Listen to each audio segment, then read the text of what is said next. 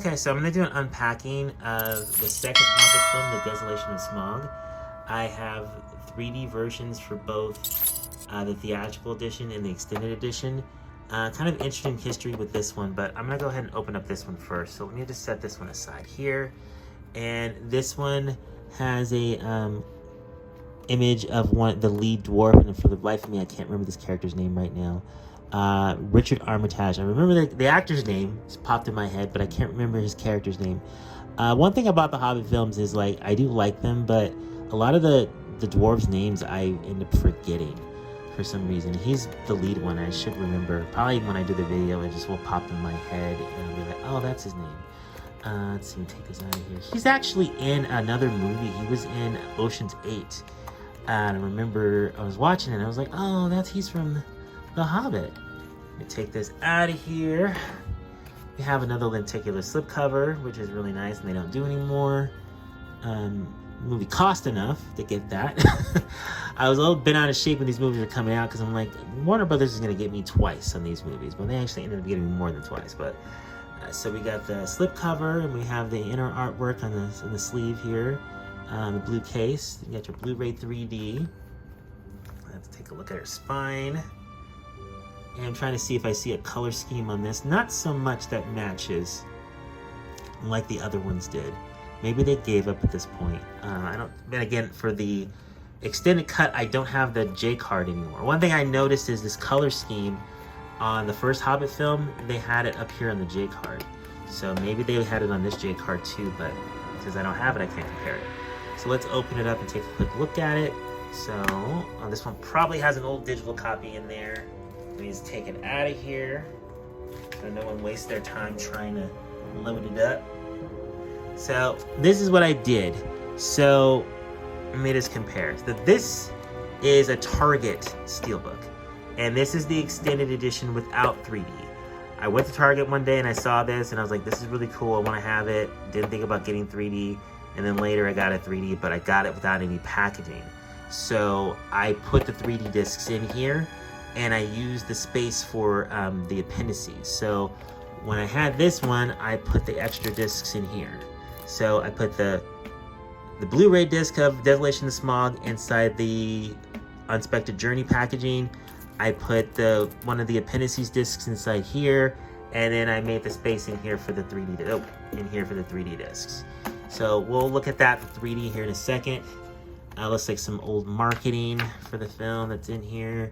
And then again, with the 3D versions, you get 2 discs. You get part 1, and you get part 2.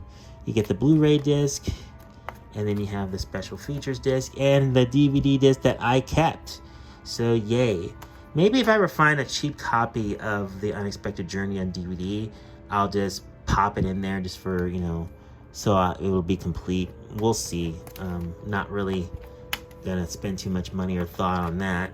Let me go ahead and put that back together, put that in there. And yeah, so that is the theatrical edition. Ooh, usually I like to put these in this way. So let's take a look at the extended edition. We'll take it out of the plastic protector. And there it is. Got a picture of Bilbo there, played by Martin Freeman. Another matte paint, decent artwork.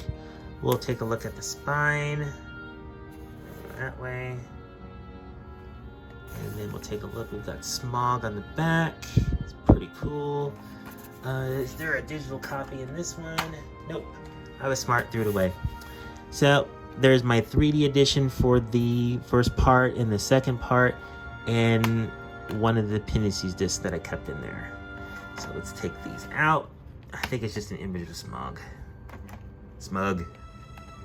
Alright. That's pretty cool.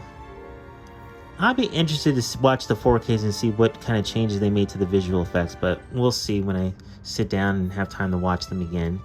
So we'll go ahead and we'll close that up. And we'll take a quick look at the 4K. I did a video on these already, but just to kind of do a quick comparison. That's what the fronts look like. We got a image of Smaug there, and then we have the mountain there.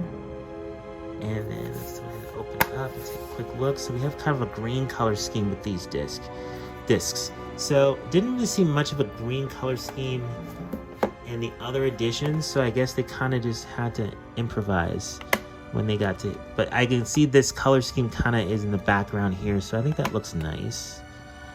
That looks pretty nice. So these discs do match the color schemes they have on the front. I just don't see this color scheme in the other editions. But yeah, overall, when it comes to the comparison here, I like that Steelbook better just because it has images from the film.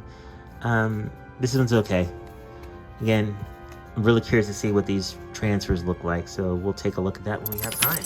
But there's my presentation of the Hobbit, the Desolation of Smaug Steelbooks.